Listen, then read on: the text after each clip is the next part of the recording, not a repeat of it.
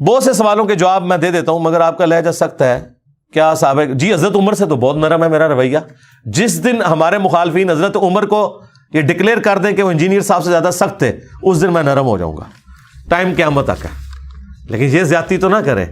ایک بندہ حضور کی صحبت میں رہ کے بھی اپنی طبیعت کی سختی رکھتا ہو, اور ایک بندہ 1400 سال بعد آ کے اس سے زیادہ نرم ہو. ایک بندہ حضور کی مجلس میں بار بار تلوار نکالے, یا رسول اللہ اجازت دے اس کا گلا کاٹوں. انجینئر صاحب نے کبھی بال پوائنٹ بھی کسی کو نہیں مارا ہو. تو یہ تو نہ کرو یار, کون سی باتیں کر رہے ہیں. اگر آپ کے اندر اتنا علمی حوصلہ نہیں کہ آپ یہ کہہ سکیں کہ میں حضرت عمر سے زیادہ نرم ہوں, تو آپ کو مجھے سمجھانے کا کوئی حق باقی نہیں ہے. اور باقی یہ آپ کا جو دعویٰ ہے یہ بالکل غلط ہے. میں الحمدللہ میرے سے زیادہ نرم اس پلانٹ ارتھ پہ اگر کوئی دائی ہے تو اس پہ انگلی رکھیں. کون ہے بتائیں, کون سا بندہ ہے؟ لیکن ٹاپک بھی میرے والے ڈسکس کرتا ہو. ہاں, یہ نہیں ہو سکتا کہ انجینئر صاحب طارق جمیل صاحب جو ہے وہ روٹی بغیر چمچ اور کانٹے کے کھاتے ہیں, اور آپ مرغ پلاؤ جو ہے وہ چمچ اور کانٹے کے ساتھ کیوں کھاتے ہیں. میں کہتا ہوں اپنی عقل کا علاج کرا, تو روٹی کو کمپیئر کروا رہا ہے مرغ پلاؤ کے ساتھ. مرغ پلاؤ جو ہے وہ طارق جمیل صاحب نے بھی کبھی کھایا تو وہ چمچ اور کانٹے کے ساتھ ہی کھائیں گے. ٹھیک ہے, جو ہمارے ٹاپکس ہیں. ٹھیک ہے, میں اب بات نہیں کرتا کسی کا نام لیے بغیر. یقین کریں آپ کے علماء اتنے بزدل ہیں, اپنی ٹرولنگ سے, اپنی لائف تھریٹ کی وجہ سے وہ ان ٹاپکس کے اوپر بات ہی نہیں کرتے. بزدل 60-70 سال کے ہو کے بھی اگر صحیح بات نہیں کوئی بتا رہا تو اسے بزدل ہی کہا جائے گا نا. کیونکہ جامعہ ترمذی میں حدیث ہے کہ میری امت کی عمریں جو ہیں وہ 60 سال کی رینج میں. بخاری میں حدیث ہے جس کو اللہ نے 60 سال عمر دے دی اس کے اوپر حجت تمام کر دی. 60 سال کے بعد کون سی حکمت تم لے کے چل رہے ہو؟ تم اپنی زندگی گزار چکے ہو, نہیں بولتے, ڈرتے ہیں. تو میرے سے زیادہ کوئی نرم نہیں ہے. اور جو میرے ٹاپکس پہ بولتا ہے وہ سٹارٹ ہی سے کرتا ہے فلاں کافر ہے, فلاں سوراں دا سور ہے. کہنا ہونا بڑے دا اخلاص منگو تو بڑے بڑے لوگ ہم گداواں نو خیر پا ہی دیں گے. چلو جی چلیے او بھابیاں دی اذان اے تے کڑا دے اے تے سور چلو چلیے.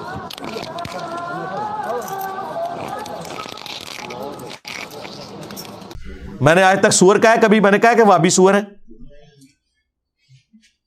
کتنے احترام سے میں نام لیتا ہوں, اعلیٰ حضرت احمد صاحب بریلوی صاحب, اشرف تھانوی صاحب. میرا یہ دعویٰ ہے مجھ سے زیادہ نرم بندہ ہی کوئی نہیں ہے. اگر کوئی ہے تو لے کے آئے. یہ آپ کا دعویٰ بالکل غلط ہے, میں سخت ہوں. میرے سے زیادہ پولائٹ بندہ ہی کوئی نہیں ہے. لیکن جس ٹاپک پہ میں بول رہا ہوں اس ٹاپک کے اوپر کوئی بولتا نہیں, اور جو بولتا ہے وہ پھر جناب ایک بار جڑا نا آسمان پھاڑ کے رکھ چڑھتا ہے, سیدھا جہنم ہی پہنچا کے آندا ہے. ٹھیک ہے, کیونکہ یہ ٹاپک ہی ایسا ہے. جب آپ اس ہاٹ سیٹ پہ بیٹھتے ہیں تو آپ کو پتہ چلتا ہے. ابھی دیکھیں تحریک لبیک کے ایک بھائی آئے تھے, انہوں نے مجھ سے 30 سوالات کیے. سٹارٹ ہی انہوں نے کہا کہ آئیں آپ کو جہنم جہنمی سے ملواتے ہیں. آپ نے میرے چہرے کے اوپر کوئی ناگواری دیکھی یا پورے اس انٹرویو میں کہیں غصے کا اظہار نظر آیا؟ انہوں نے جتنی باتیں کی میں نے اس کے علمی جواب دیے. ٹھیک ہے, باقی اگر کسی کو یہ لہجہ سخت لگتا ہے تو اسے یہ کام کرنا ہی نہیں چاہیے, اسے پھر ممی ڈیڈی کام کرنے چاہیے. ہاں, یہ تو اسی طریقے سے ہے کہ آپ آرتھوپیڈک سرجن سے یہ کہیں کہ آپ کے پاس جو بندہ بھی آتا ہے آپ اس کی چیخیں کیوں نکلواتے ہیں. میں تو ہومیوپیتھک ڈاکٹر کے پاس گیا ہوں, وہاں تو کبھی کسی کی سی کی آواز بھی نہیں آئی. تو ہم آپ کو کہیں گے کہ آپ اپنی علمی جہالت دور کریں. آرتھوپیڈک سرجن کے پاس وہ بندہ آتا ہے جس کی ہڈی ٹوٹی ہوئی ہوتی ہے, یا اس کی بازو ٹل گئی ہوتی ہے, یا اس کا ٹخنا ٹلا ہوا ہوتا ہے. تو جب وہ اس کو سیدھا کریں گے تو چیخ تو نکلتی ہے, اس کے بغیر کوئی چارہ نہیں ہے.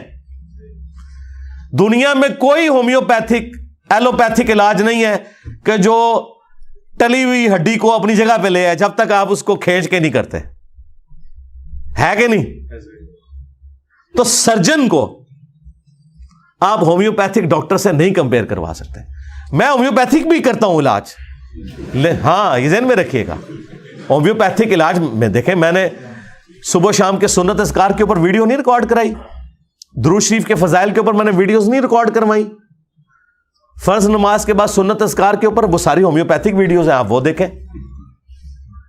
آپ آ کے سیدھے ہی آ کے بائی پاس کا آپریشن یا اپینڈکس کا آپریشن دیکھ رہے ہیں اور کہ انجینئر صاحب نے ہر ٹائم مستری پڑے ہوندے ہاتھ وچ, تو ظاہر ہے آپ کو یہی لگے گا نا. تو آپ کو اگر, اور آپ کو بتاؤں جو لوگ میڈیکل کی فیلڈ میں بھی جو یہ اس طرح اور اس طرح کی چیزوں کو دیکھ کے ڈر جاتے ہیں نا, ان کو سرجن نہیں پھر بنایا جاتا. اگر آپ کا دل ہی اتنا سے آپ سرجن نہیں بن سکتے تو جو سرجنوں کا کام تو انہوں نے ختم کرے. سرجن دنیا سے ختم ہو گئے تو آپ کے یہ کوئی بھی دوائی وہ کام نہیں کر سکتی جو سرجری کر سکتی ہے. دنیا میں کوئی علاج نہیں ہے کہ جب آپ کا سٹنٹ ڈالنے والا ہوا ہے تو کوئی دوائی آپ کو ایسے ہی ہو کہ وہ آپ کا کولیسٹرول کا وہ ایشو جو ہے ریزالو کر دے. سٹنٹ ڈلنا ہی ڈلنا ہے بھائی. اور اگر زیادہ بگڑ گیا تو بائی پاس ہونا ہے آپ کا, اور اس میں سیدھا گرائنڈر چلتا ہے ادھر. ہاں, یہ چھوٹا گرائنڈر چلاتے ہیں, کٹ کٹ کر کے یہ سارا آپ کا سینے کی ساری پسلیاں توڑ کے یوں کھولتے ہیں, پھر دل نکالتے ہیں اور پھر آپریشن کرتے ہیں. پھر یہاں سے ٹانگ سے ایک نس نکال کے اس کو وہ کرتے ہیں. اب آپ یہ آپریشن ایک یوٹیوب پہ دیکھ لیں ایک ڈاکٹر کا, تو آپ اس ڈاکٹر پہ لانتے بھیجیں گے کیا؟ آپ کو نہیں پتا کتنی بڑی خدمت کر رہا ہے وہ انسانیت کی, اور وہ خدمت کر رہا ہے جو کوئی دنیا کا ہومیوپیتھک ایلوپیتھک نہیں کر سکتا, کوئی حکیم نہیں کر سکتا ہے کہ نہیں؟ تو سرکار یہی کام میں کر رہا ہوں, اور میں ہے بھی اکیلا ہوں اس فیلڈ کے اندر, کیونکہ اس فیلڈ میں جو گھسے گا نا اسے اپنی اور اپنی فیملی اور اپنے دوستوں کی لائف سٹیک پہ لگانی پڑے گی. دنیا اس کے لیے پھر جنت نہیں رہے گی. ہاں, وہ آزادانہ گھوم نہیں سکتا. اور مزے کی بات بلکہ دکھ کی بات کہ اسے خطرہ غیر مسلموں سے نہیں مسلمانوں سے ہوگا. آپ رفع الیدین کے ساتھ کسی سڑک پہ کھڑے ہو کے نماز پڑھیں, آپ کو خطرہ یہ نہیں ہوگا کہ وہاں صفائی کرنے والا جو کرسچن ہے وہ آ کے تو جھاڑو سے آپ کی پٹائی شروع کر دے گا, یا کوئی ہندو وہاں سے گزر رہا ہے تو وہ آپ کے سر پہ آگے کو بیلچا مار دے گا. آپ کو داڑھی والوں سے, پگڑی والوں سے, ان حنفیوں سے ڈر لگے گا جو کہتے ہیں کہ رفع الیدین منسوخ ہو چکا ہے. تو مسلمان جب مسلمان سے ڈرے سنت پہ عمل کرتے ہوئے, تو وہاں پھر اللہ تعالیٰ نے انجینئر جیسی بلائی چھوڑنی ہے نا.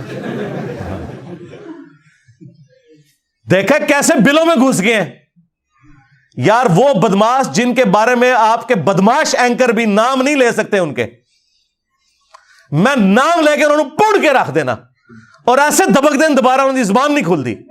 دیکھا کہ نہیں؟ یہ مذہبی دہشت گرد جو آپ کے ملک کے اندر پائے جاتے ہیں ہر فرقے کے اندر, ایک بیان میرے بارے میں دیتے ہیں میں لا کے آتش پڑا چھڑنا, وڑ جانے دوبارہ نکلنے نہیں اپنی کھوڑی چبار, ہے نا؟ تو آیا نا قابو میں رہے یہ. اور دوسرے لوگ جو ہیں وہ دبے دبے الفاظ میں بات کریں گے, بعض تنظیمیں, بعض لوگ ایسی تیسی نہیں تھوڑی, کیونکہ ظاہر ہے میں تو 302 ہوں, سیدھی سی بات ہے. ہاں, میری لائف تو آپ نے کر دی ونریبل, ٹھیک ہے, میں تو اپنی جان ہتھیلی پہ رکھ کے پھر رہا ہوں, لیکن تہاڈی منجی میں ٹھوک دینی ہے, تہاڈا کوئی بابا نہیں میں چھڈنا.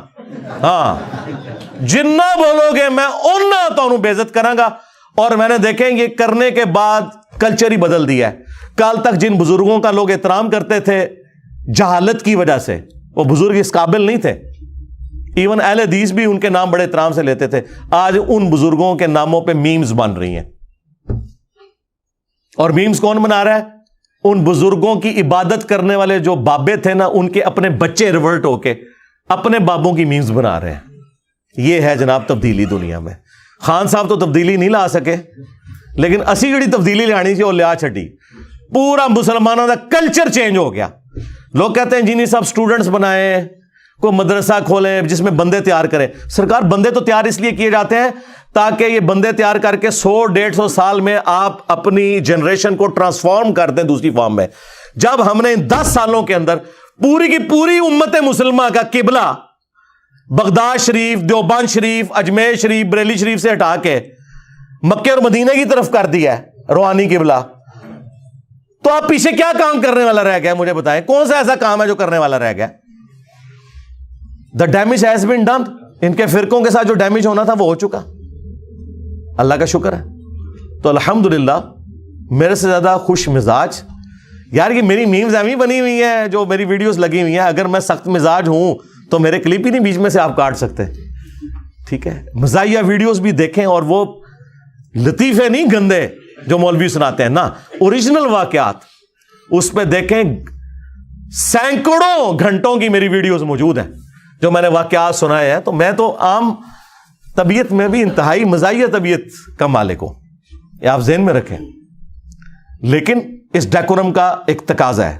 مسلم شریف میں حدیث ہے, نبی علیہ السلام جب ممبر پہ چڑھتے آپ کی آواز بلند ہو جاتی, آنکھیں سرخ ہو جاتی, غصے میں اضافہ ہو جاتا. غصے کے الفاظ ہیں, جیسا کوئی جرنیل اپنی فوج کو تیار کر رہا ہو. نبی علیہ السلام کا جو ممبر کا سٹائل تھا نا جمعے اور عید کا, وہ طارق جمیل یا غامدی سٹائل نہیں تھا, وہ ڈاکٹر اسرار والا سٹائل تھا.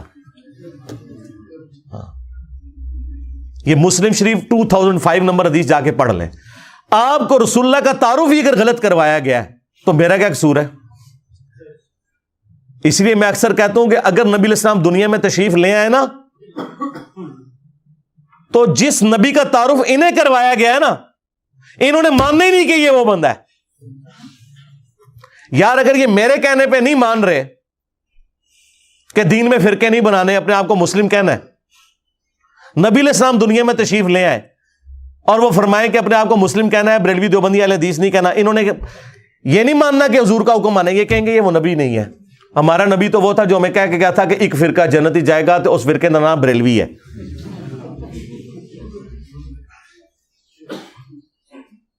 نبی تو یہ غیبی خبر دے کے گئے تھے کہ یہ گندگی ہو جائے گی, تم نے کرنی نہیں. اور اس کو فرقہ نہیں کہا تھا, ایک جماعت کہا تھا حق پہ رہے گی. فرقہ تو وہ ہوتا ہے جو جماعت کو چھوڑ کے الگ ہو جائے. پروفیسی کو انہوں نے اللہ کے نبی کا حکم بنا دیا. یہ اتنے جاہل ہیں, کل کو انہوں نے مسلم کی حدیث پڑھی تو ان کے مولوی تو اس سے مطلب ہی یہ نکالیں گے. حالانکہ عام آدمی نہیں مطلب عام آدمی کو مسلم کی حدیث پڑھائے نا کہ قرب قیامت میں ایسی عورتیں آئیں گی جو لباس تو پہنے ہوئے ہوں گی لیکن ننگی نظر آئیں گی, اور ان کے بارے میں وعید بھی اس میں آئی ہے, یا ایسا چست لباس ہوگا یا ایسا باریک. عام آدمی پڑھ کے اس سے اپنی گھر کی عورتوں کو سمجھائے گا کہ چست اور باریک لباس نہ پہنو, لیکن مجھے ڈر ہے کہ مولوی اس میں سے رزلٹ نکالے گا, ایت حضور نے فرمایا سی ہوئے گا, کل تو میری زنانی بھی باریک لباس پائے گی. تو یہی کر رہے ہیں نا, حضور نے فرمایا سی کہ 73 فرقے ہوں گے, اور حضور نے یہ نہیں کہا تھا کہ فرقے بڑھاؤ. آپ نے تو رونا رویا امت کا کہ بنی اسرائیل 72 میں بٹ گئی تھی اور سب جہنم میں چلے گئے تھے. میری امت 73 میں بٹے گی اور 72 یہاں بھی جہنم میں ہی جائیں گے. اور جنمی کہہ کے گئے نے فرقے حضور, اور پھر میں ایک گروہ حق پہ رہے گا. بخاری مسلم میں آیا, اور امام بخاری نے اس پہ پتہ کیا باب باندھا ہے, ہوا اہل العلم, اس سے مراد اہل علم ہے. ایک گروہ, فرقے سارے جہنمی ہیں. وہ جو ایک ہے نا وہ فرقہ نہیں ہے. عربی میں فرق کہتے ہیں ٹوٹ کے الگ ہونے کو. درخت سے جب کوئی پتا ٹوٹتا ہے نا اسے کہا جاتا ہے یہ فرق ہو گیا. درخت فرقہ نہیں ہے. آپ پتا نہیں کہہ سکتا تو بھی ایک فرقہ میں بھی ایک فرقہ, ایسا نہیں ہوگا. تو اصل تھی نبی علیہ السلام, صحابہ اور اہل بیت, ان میں سے فرقے بننا شروع ہو گئے. بعد میں خوارج آ گئے, معتزلہ آ گئے, ناصبی آ گئے, رافضی آ گئے, اور کرتے کرتے اب تو 7100 فرقے بنے ہوئے ہیں. وہ اپنی اصل کو چھوڑ گئے. ہم نے اس اصل کی طرف جانا ہے. جس دین کا یہ حال ہو چکا ہو اس کے ماننے والوں کا کہ آپ اپنا تعارف ہی نہیں کروا سکتے کہ میں مسلمان ہوں. آپ کسی بریلوی کی مسجد میں جائیں نا اور آپ سے پوچھیں کہ آپ کس فرقے سے, آپ کے میرا کوئی فرقہ نہیں, میں مسلمان ہوں. آگے سے وہ کہے گا میں کافر ہوں.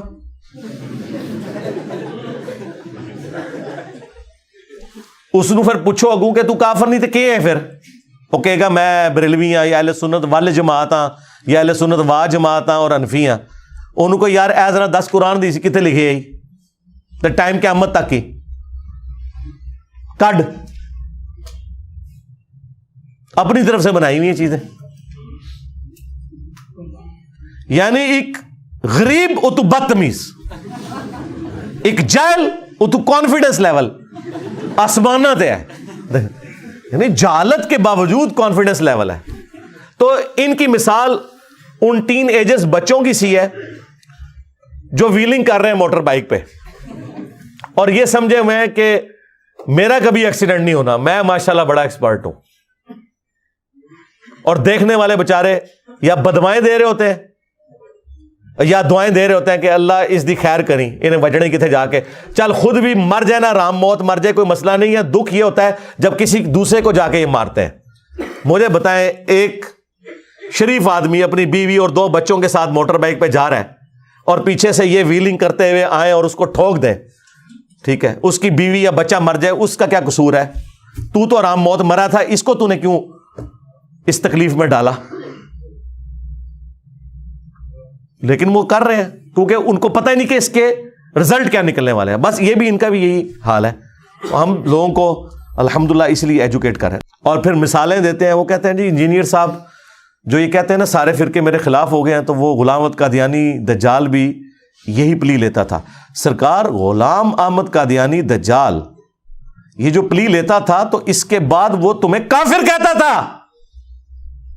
ہم تم سب کو مسلمان سمجھتے ہیں، بالکل 180 ڈگری ہے، اور اس سے بڑھ کر تم اس کی شیطانی اولاد ہو، تم ایک دوسرے کو کافر سمجھتے ہو۔ میرے ساتھ کیسے کمپیریزن کروا رہے ہو؟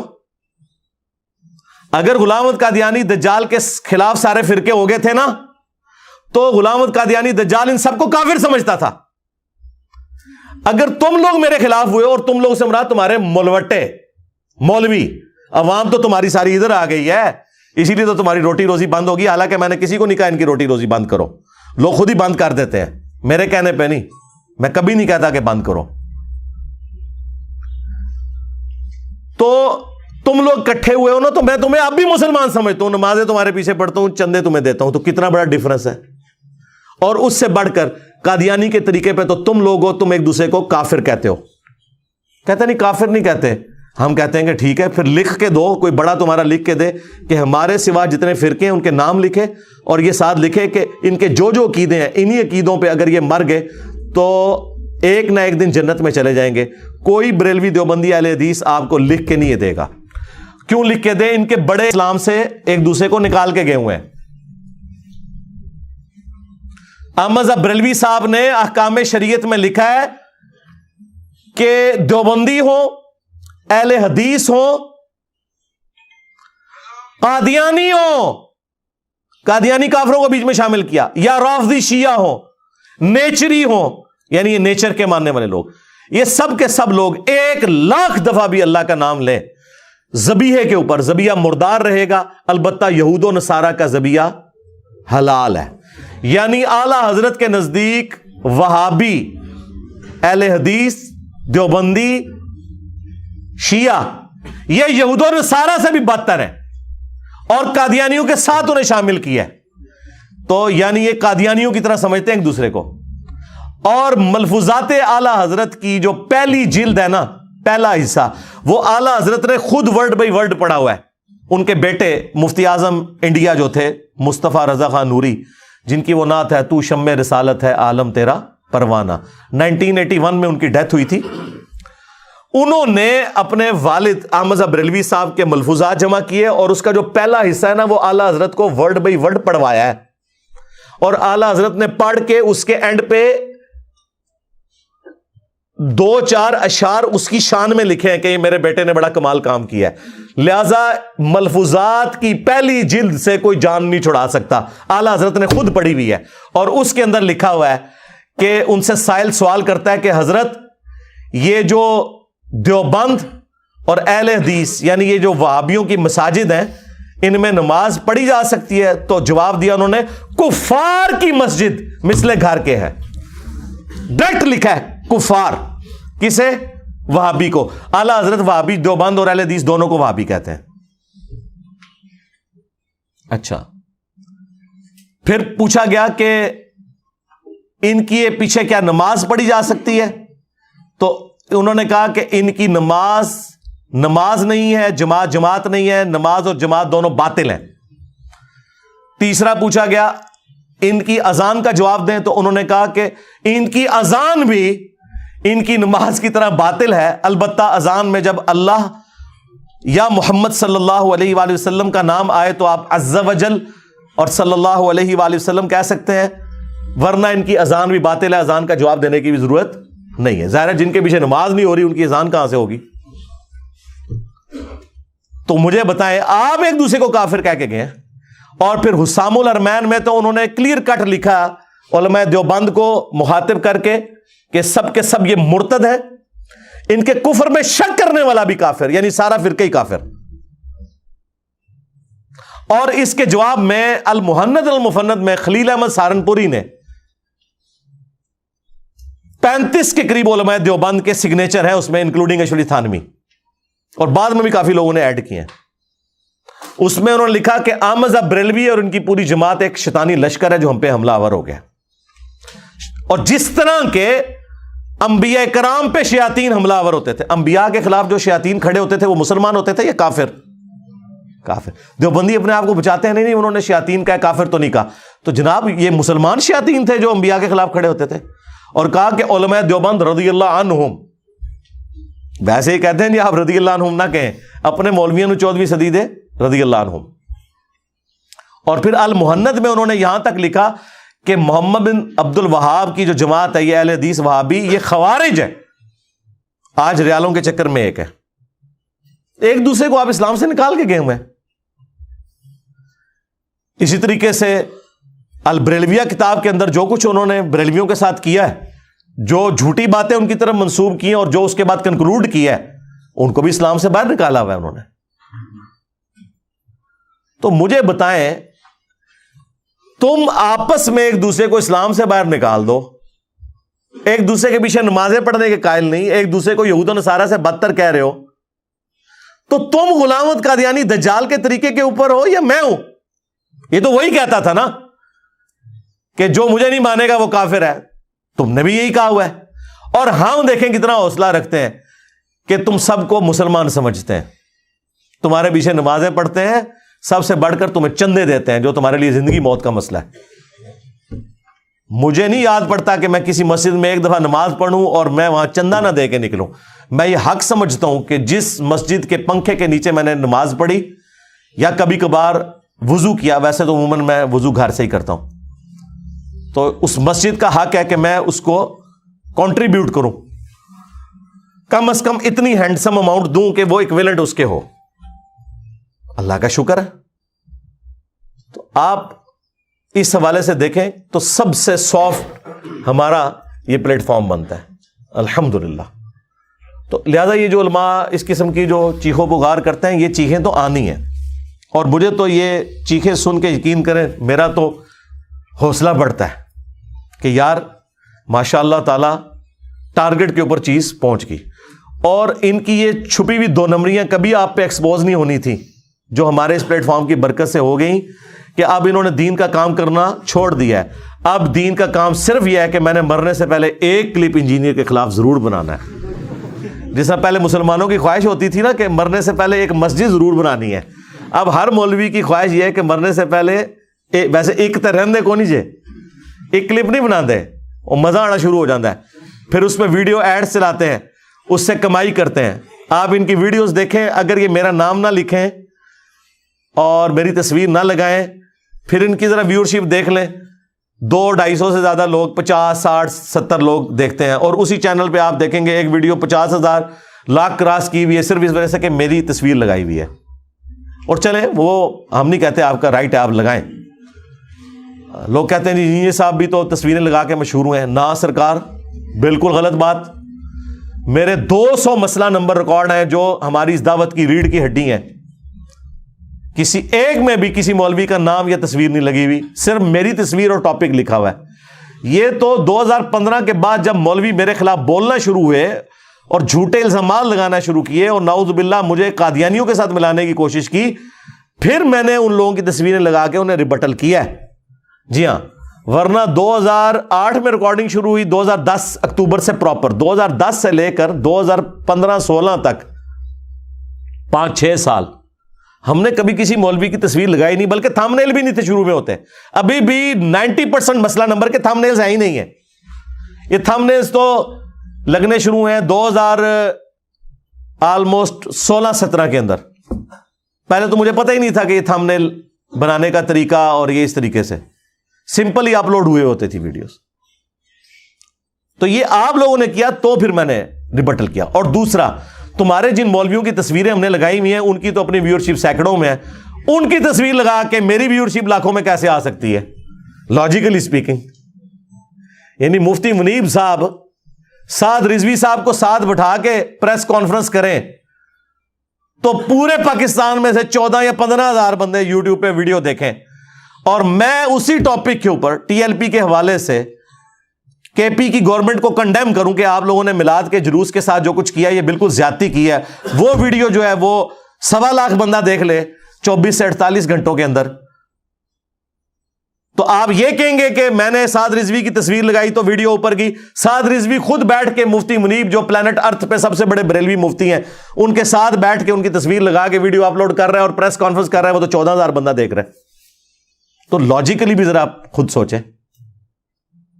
تو یہ سارے فرقوں کا آپس میں ایک ہونا، چلے آپ کی یہ خواہش میں نے پوری کر دی۔ آپ کہتے تھے نا اتحاد امت کروائیں انجینئر صاحب، اتنا بڑا اتحاد امت آپ نے دیکھا ہے کہ سب ایک دوسرے کو مفتی صاحب حضرت صاحب جو ایک دوسرے کو سلام کا جواب دینے کے قائل نہیں ہے، تو بہت بڑی بات ہے۔ تو چلے انڈائریکٹلی تو اتحاد امت ہو گیا، اور یہاں پہ اتحاد امت یہ ہوا ہے کہ سارے فرقوں کے لوگ اپنے صدیوں کی امپائرز کو چھوڑ کے اس شخص کے ساتھ جڑ گئے ہیں جس کی قبر مدینے میں ہے صلی اللہ علیہ وآلہ وسلم۔ میرے ساتھ نہیں، میری نہ کوئی چندہ بک، نہ کوئی مدرسہ، نہ کوئی مسجد، نہ کوئی اس طرح کا لینا دینا، تو لہٰذا ہمیں تو آپ کسی کے ساتھ کمپیئر ہی نہ کروائیں، ہمسا ہو تو سامنے آئے۔ ہاں سیدھی سی بات ہے۔ یہ مثالیں تو دیتے ہیں نا کہ جی انجینئر نے بھی ایک فرقہ کھڑا کر دیا۔ سرکار انجینئر کے فرقے کی مسجد ذرا کہاں ہے، ذرا ہمیں بھی دکھائیں۔ چندہ بک کدھر ہے، مدرسہ کدھر ہے؟ کوئی نہیں۔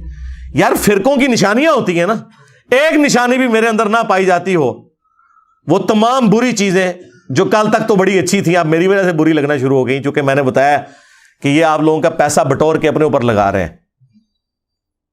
تو آج وہ کوئی ایک چیز بھی میرے اندر موجود نہ ہو، الٹا ہم آپ کے پیچھے نمازیں پڑھیں، آپ کو چندے دیں، پھر ہمیں کس طرح فرقہ کہیں گے آپ؟ ہم لوگوں کو قرآن و سنت کے ساتھ جوڑیں، آپ لوگ اپنے بزرگوں کی کتابوں کے ساتھ جوڑیں۔ تو یہ میں وقتاً فوقتاً اس لیے باتیں ریپیٹ کرتا ہوں تاکہ ہمارے جو اسٹوڈنٹس ہیں نا ان کو اپنا ویژن بالکل کلیئر ہونا چاہیے، ان کے اوپر ٹائم ضائع کرنے کی ضرورت نہیں ہے۔ عام عوام ماشاءاللہ اتنی کروڑوں میں ہے جو بات سننے کے لیے تیار ہے، خصوصاً جو باہر کے ملکوں میں لوگ بیٹھے ہوئے ہیں نا، وہ تو یقین کریں پاکستان کے علماء اور ان کے فرقوں کو اتنی حقارت کی نظر سے دیکھتے ہیں کہ آپ کی سوچ ہے، تو وہ خود بخود انہیں اندازہ ہو جاتا ہے کون بندہ قرآن و سنت کے مطابق چل رہا ہے اور کون جو ہے وہ اپنے بزرگ بابوں کی تعلیمات کو لے کے چل رہا ہے۔ تو اللہ کا شکر ہے یہ دعوت کا کام دن بدن پھیل رہا ہے۔ اللہ تعالیٰ نبی صلی اللہ علیہ وآلہ وسلم کی ختم نبوت کی برکت سے اس دعوت کے کام کو دن دگنی اور رات چگنی ترقی عطا فرمائے، اور اس پلیٹ فارم کو امام محمد بن عبداللہ المہدی رضی اللہ تعالیٰ عنہ علیہ السلام کے لیے ایک راہ ہموار کرنے کا ذریعہ بنائے۔ آمین۔ صلو علی محمد و آل محمد، اللہم صلی علی محمد وعلی آل محمد واصحاب محمد وازواج محمد وامت محمد اجمعین الی یوم الدین، آمین۔ لو جی تہاڈا پورا تھدا